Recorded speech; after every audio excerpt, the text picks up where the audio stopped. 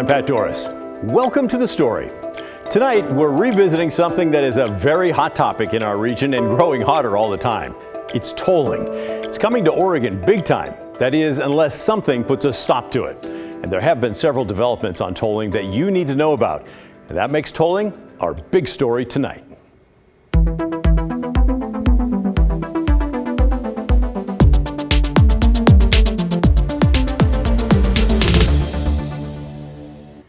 Sometime late next year, think like October, November of 2024, it's going to start to cost you money to drive across the Abernathy and Tualatin bridges as you cruise along Interstate 205 near Oregon City.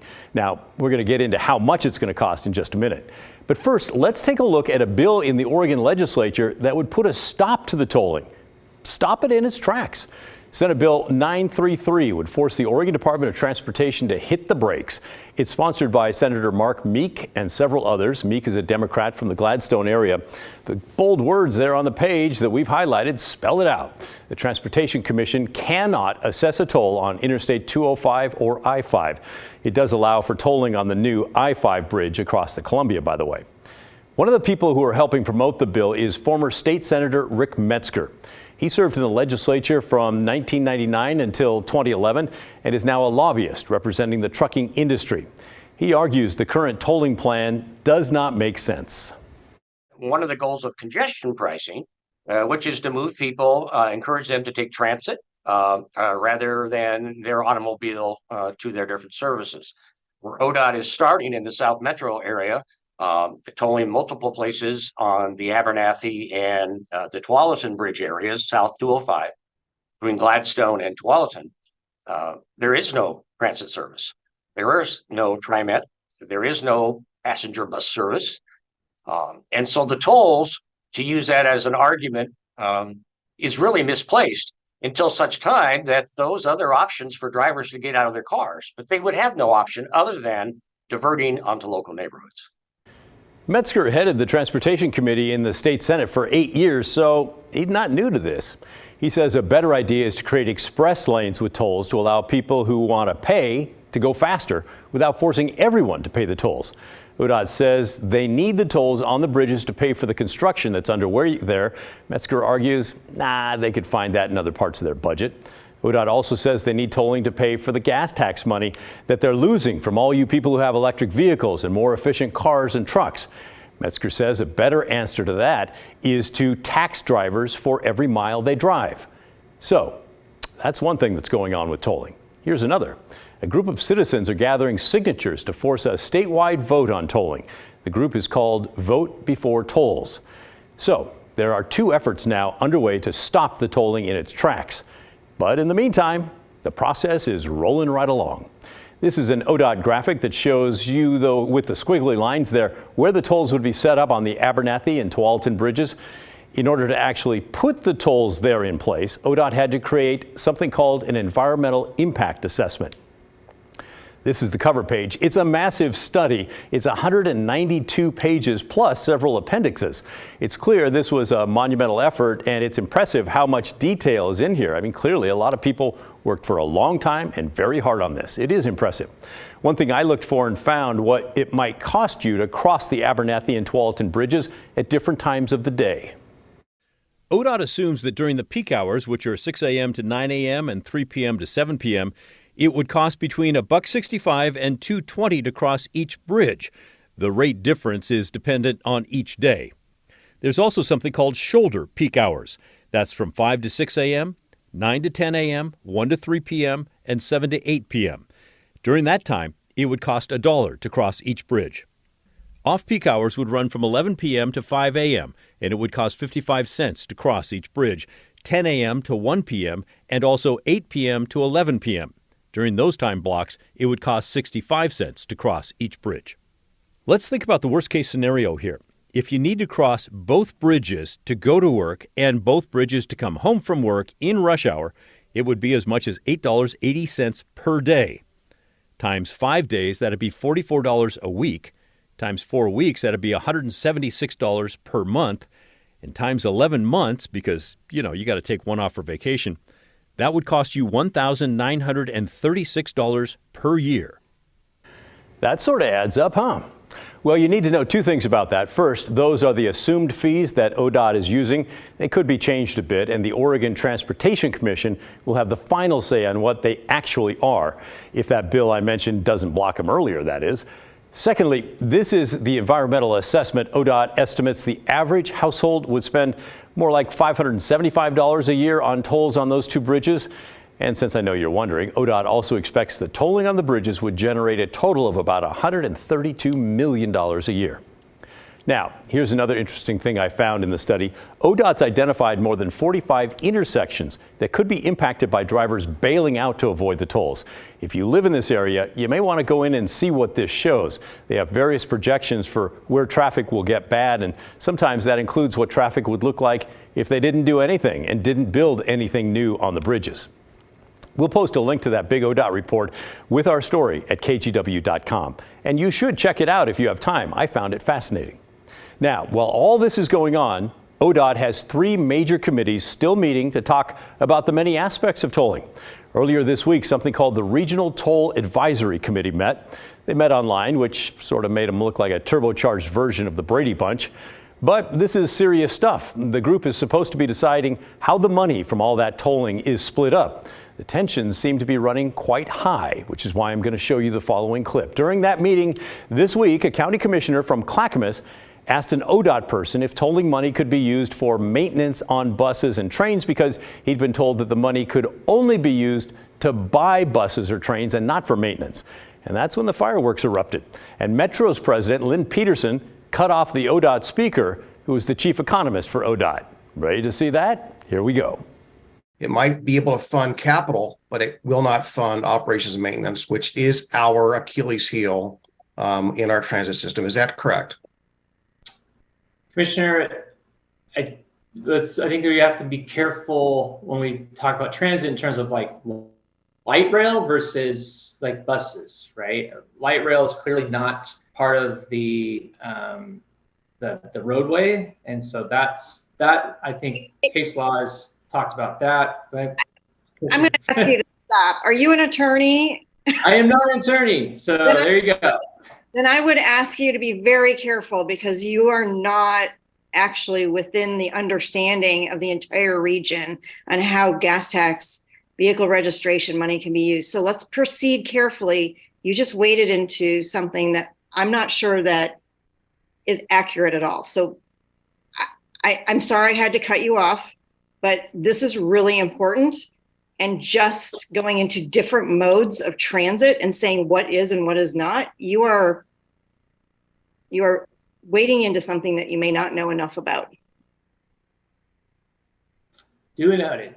So I guess I will shut up and not talk about what is legal or not legal because I am not an attorney. I'm trying to give you guys a framework for what you could think about how things could be used. I do have decades of experience in this, so this is not coming from from not having any background in this and a lot of these conversations. A little bit icy in there, I think. I showed you that because I sort of assumed these committee meetings are basically snoozers, but apparently not with the pressure that's growing on everybody. So here's what we've learned when it comes to tolling. First, there is a bill in the legislature that could stop all of it, except for the tolling of the new bridge over the Columbia River. That is going to happen. I think we have to learn to live with that one. There's also an initiative petition to try and stop tolling, but ODOT is moving full steam ahead and has an important report out that looks at all sorts of impacts, and you can and should comment on them as well. Finally, this is a huge deal for everyone, and we're starting to see it show up now with the pressure on the ODOT committees. So, what do you think about all this? Send me an email, will you? Whether you're for it or against it, doesn't matter. We all just want to hear what you have to think.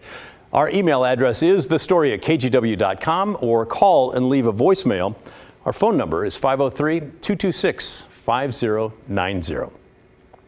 Now, based on your past emails, I'd guess that many of you are pleased that there's a bill to stop tolling in the legislature. Now let's switch to another bill in Salem that many of you are not thrilled about. It's Senate Bill 603. It's in the early stages, and it would give monthly $1,000 payments to homeless people. It would also cover those at risk of becoming homeless, those who make less than 60% of the area median income or spend more than half their monthly income on rent.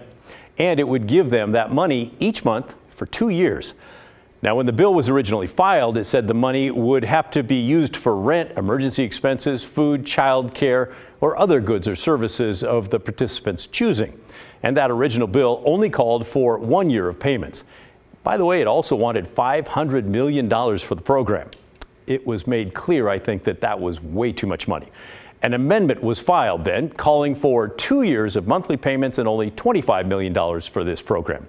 But it's worth noting that the amendment also changed the bill's text for what the money can be used for.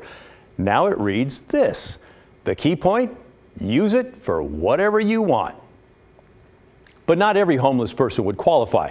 It's not like there would be stacks of cash given out to everyone on every street corner at the first of the month. The amendment narrowed down who could get this money. In order to qualify, people need to have applied and qualified for housing assistance through a housing voucher program or subsidized housing. But also, they can't be getting those services, so, still homeless. So there's some work on their end that they need to do before they get the money. And before we get into this and your thoughts on it, let's set the stage a little bit. The bill's chief sponsor is a Democrat representing the Aloha area, and as of right now, the bill has a long, and I mean long, road ahead. It still has to pass Senate committees, the full Senate, the House committees, and the full House. And at this moment, there are no scheduled hearings for this bill. But if somehow it does pass all those hurdles, Governor Kotek would have to give the final approval, and then the program would start in July.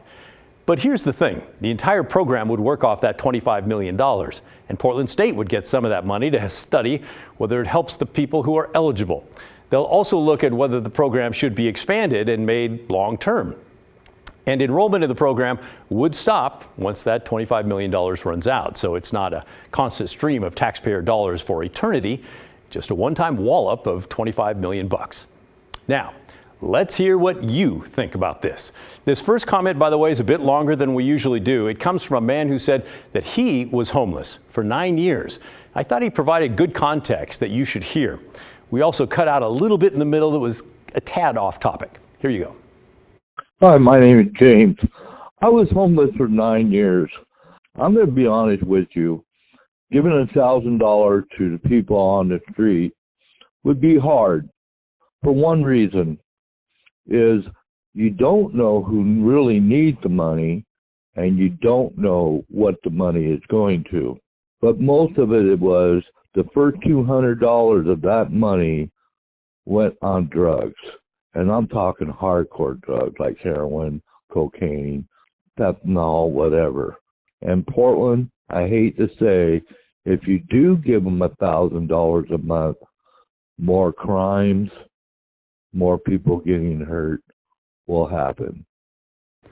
By the way, let me just point out, I said the program would start in July if it passes. That's wrong. It would start in January. All right, Beverly says of the bill, are you kidding? My taxes are supposed to give alcoholics and drug addicts $1,000 a month. I need to buy a tent and set up a home so I can earn that money. This won't be published, but what has happened to earning money? By the way, for those of you who are wondering, whenever someone challenges us to use what they're saying on air and saying, they won't be published, yeah, we usually do, within reason. Anyway, Kathy says $1,000 a month would be a colossally bad idea. Portland's already known as the city that enables non-working homeless people would flock here from everywhere if that kind of money was given out. And someone who asked to remain anonymous said, I have worked in mental health and addiction for 30 years, and part of that time was in research on impulsivity and addiction. It has been my experience that it is a huge trigger when addicts get large lump sums of money. The majority of the responses that we got were against this bill, but there were also a good number of viewers who are on the fence. I would like to see them test a dozen of them. Give them $1,000 and keep track daily of them, how they're spending their money.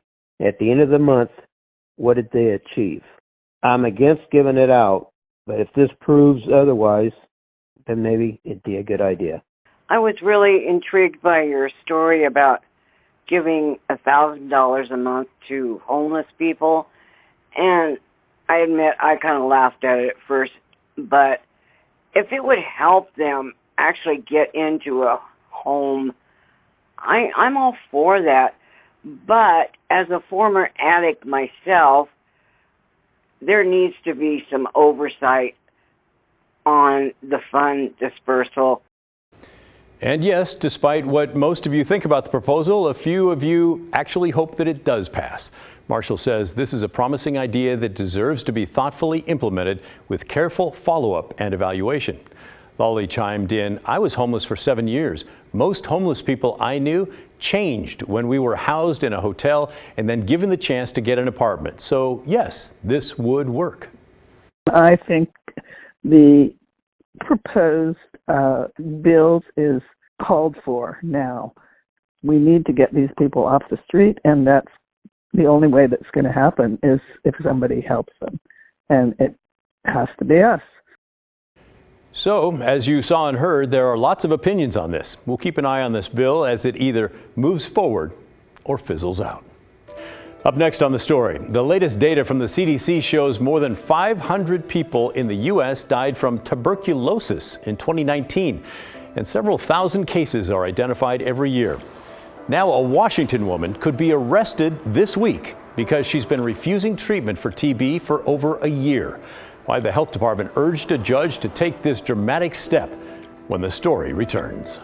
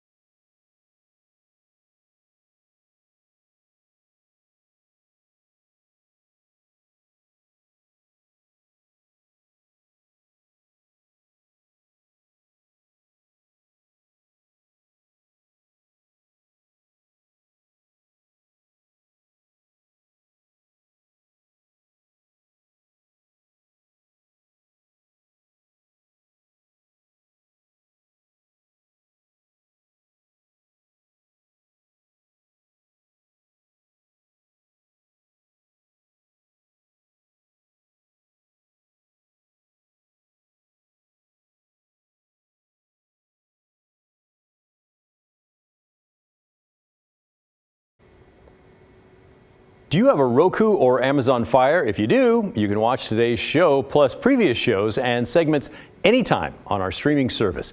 Go to your Roku or Fire homepage and add KGW Plus to your home screen, and then let us know what you think. All right, now to an unusual story in the great state of Washington, where a woman in Tacoma has until tomorrow to begin treatment for tuberculosis. Otherwise, she's going to be arrested and forced into treatment. It's a highly contagious disease, and it spreads through the air. Last week, a Pierce County judge had had enough. He found the woman in civil contempt and ordered her to get treated and isolated or be arrested and then be treated in isolation in jail.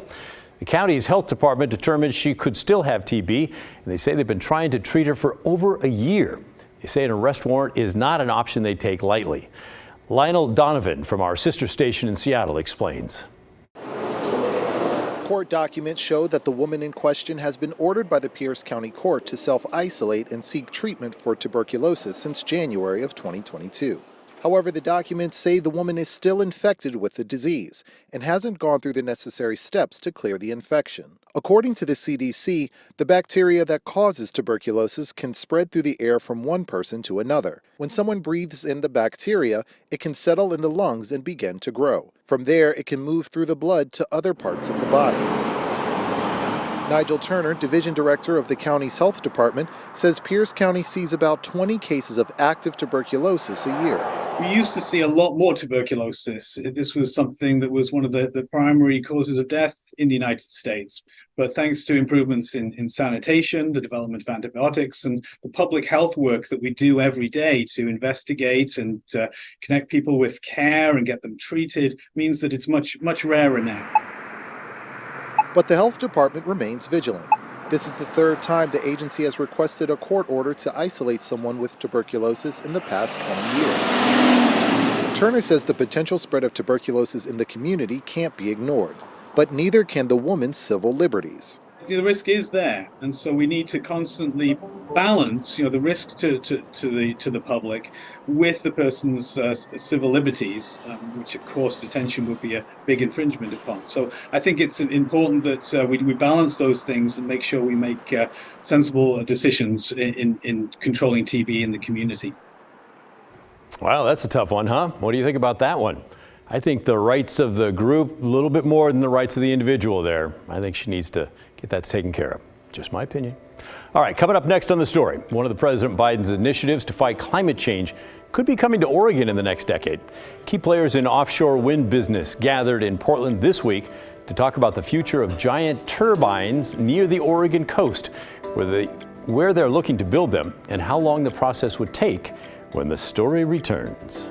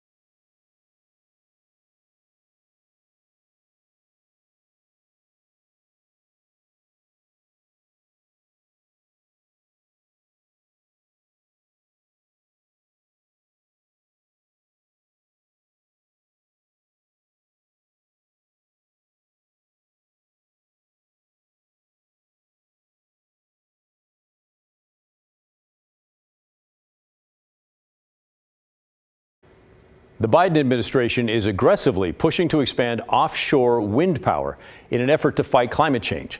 And the idea is gaining a lot of traction off the Oregon coast. This week, some of the key players in offshore wind gathered in Portland for a conference to discuss this very issue. Environmental reporter Cale Williams was there too, and he brings us the latest. Sometime in the not-too-distant future, the Oregon coast could be home to some massive new residents. Wind turbines, some close to 1,000 feet tall, are in the early planning stages for 2 areas about 20 miles off the coast near the California border. And the potential for energy production there is huge. There is no other resource out there like offshore wind. At this point on the West Coast, it's entirely untapped. That's Jason Bush, Executive Director of the Pacific Ocean Energy Trust, which sponsored a wind energy conference in downtown Portland this week. The meeting brought together some of the top experts from all over the country. You've got national labs, universities, regulators, stakeholders, and a fair amount of supply chain. I think folks are starting to realize there's enormous opportunity here if they position themselves well. The federal government has identified 2 call areas near Coos Bay and Brookings that it's already begun studying. And by this time next year, the government plans to hold an auction for developers to bid on the projects. One of those developers is Deep Blue Pacific Wind. Peter Cogswell, Government Affairs Director for the company, said there were more than just strong winds that drew him to Oregon. What makes Oregon unique is that first you have a world-class resource off the southern Oregon coast, and you combine that with Oregon's historic strong support for clean energy policies and decarbonizing our electric supply, and there's a lot to like about offshore wind and how it fits into that environment. But like every massive infrastructure project, there are trade-offs. Tribes are worried the towers could impact their cultural resources. Fishermen are concerned about how the turbines will impact their livelihoods. Environmental advocates want to make sure that vulnerable ocean species are more than just an afterthought. And that's why winning the auction is just the beginning. After that, there are roughly 7 years of environmental impact studies, site assessments, and surveys of the area before construction can get underway. Bush said conferences like the one in Portland this week are an important opportunity to look at where conflicts exist and address them early in the process. It's about ensuring that energy is compatible with communities and integrated into those communities, and we minimize impacts on the environment, the kind of impacts that we've seen from our existing system. Cale Williams, KGW News. I don't know about you, but I think that's pretty cool. All right, keep sending your questions and comments to thestory@kgw.com. We're going to wrap things up right after this.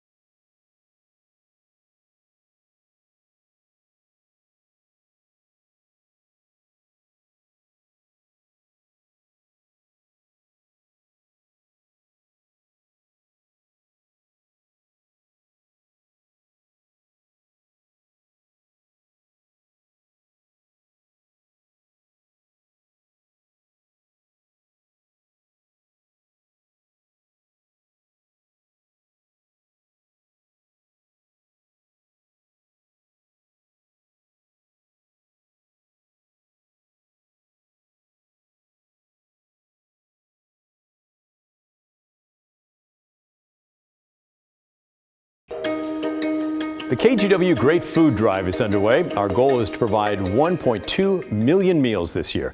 At the Oregon Food Bank, $10 means 30 meals. Just aim the camera on your phone at the QR code on the screen and you can donate. Or you can go to kgw.com/food drive. We want to thank local Toyota dealers, Rivermark Community Credit Union, and Safeway for supporting this year's food drive. Hey, that's the end of our show. Thanks so much for being here and for watching. And remember, the story, our story, that never ends. I'll see you tomorrow.